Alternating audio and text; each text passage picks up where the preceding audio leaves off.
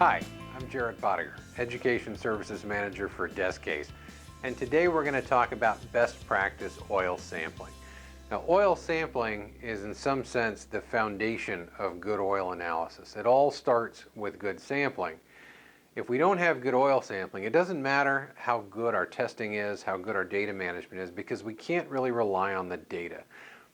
So our objective when we take a good oil sample is really to get a sample of the oil that's lubricating the machine. So the oil that's actually between the gears, the oil that goes through the bearings or through the hydraulic pump. We want to see a sample of that oil and nothing else. We don't want information about the tube that we're pulling the sample through, or the machine that we just sampled, or the outside of the reservoir or the sump. We want to get a picture of the oil out of the machine, and we want to keep all other information out of that sample. So in order to accomplish this, we have to select several things correctly.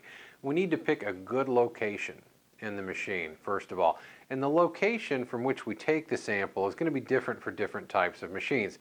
For bath-lubricated sumps like gearboxes or pumps or others, we want to try to sample off the bottom of or above the bottom of the sump. So at least 2 inches off the bottom, at least 2 inches away from the sides of the case, and of course at least 2 inches away from any moving components.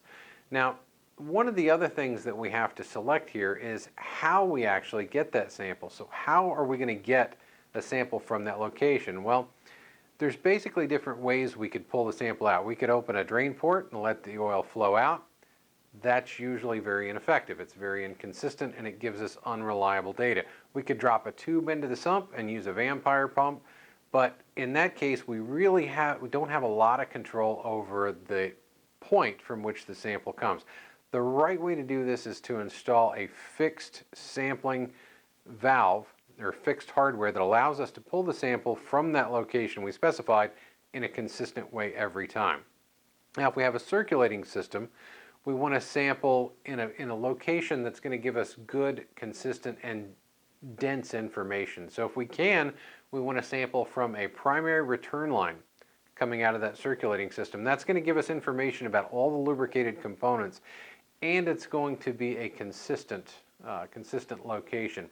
If we're talking about a hydraulic system, we may want to sample various locations, but there is more than one potential location. We could sample from the return line. We could sample after the pump and before the filter. We could sample from the reservoir. Where we sample in that case really depends on what our objectives are.